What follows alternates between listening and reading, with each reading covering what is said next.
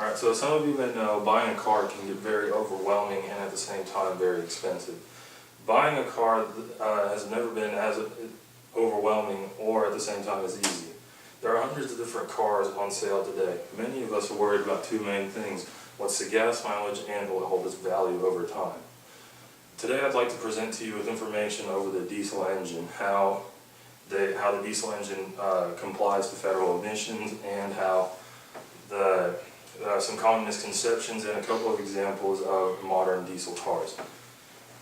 So the main misconception at the moment with the diesel car is what is called rolling coal, and basically what it is owners illegally modify their vehicles to basically blow excessive black smoke out of their tailpipe, and this is a clear example of that. The EPA has put in place very stringent laws on this, and you can actually get fined up to $32,000 for making your car do this type of action. So some other types of misconceptions are that diesels are very rough running. They don't like to start in the cold.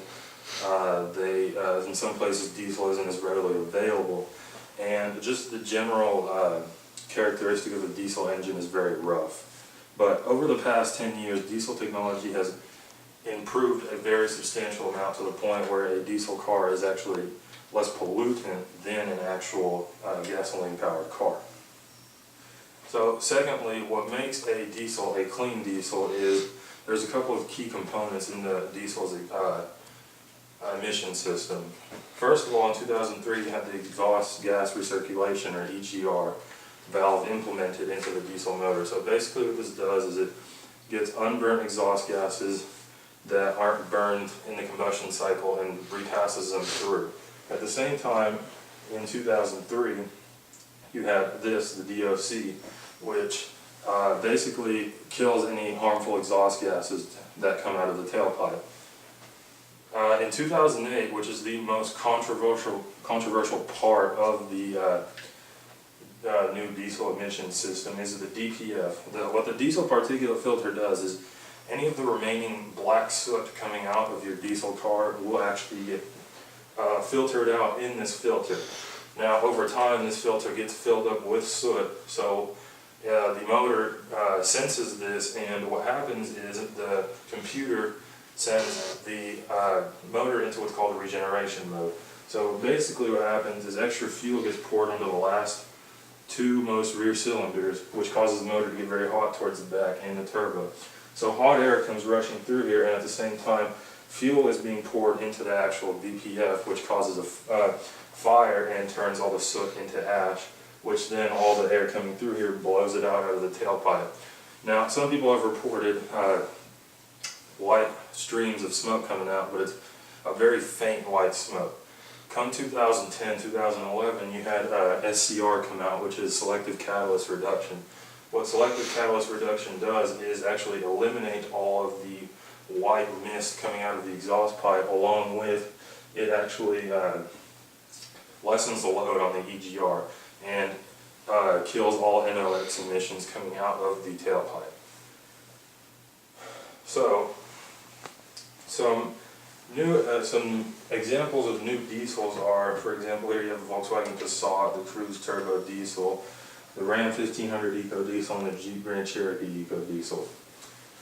The common thing about these three vehicles is they all start around $30,000, and on average all of these cars get around 30 miles per gallon in the city. So what that means to the average consumer is that all of these cars will essentially allow you to drive 700 miles on a tank. And the only thing aside that's different from driving a car like this to a gas car is that every 10,000 miles or oil change, it just depends how much you drive, you have to add urea, which is the fluid that goes into the SCR, which I mentioned earlier. But again, that just depends on the style of driving, how much you drive. Reasons to buy a diesel vehicle is the cost of ownership is around the same. Resale value of a diesel vehicle compared to the gasoline counterpart is over 30% better. Believe it or not, these cars are actually less pollutant than their gas counterparts. MPG estimates are actually better than advertised. Or MPGs are actually better than what is advertised, and the reliability of a diesel engine is much, much better. And to conclude, I feel like I have shown information for one to look into or buy a diesel vehicle. Soon, gasoline vehicles will be eliminated, and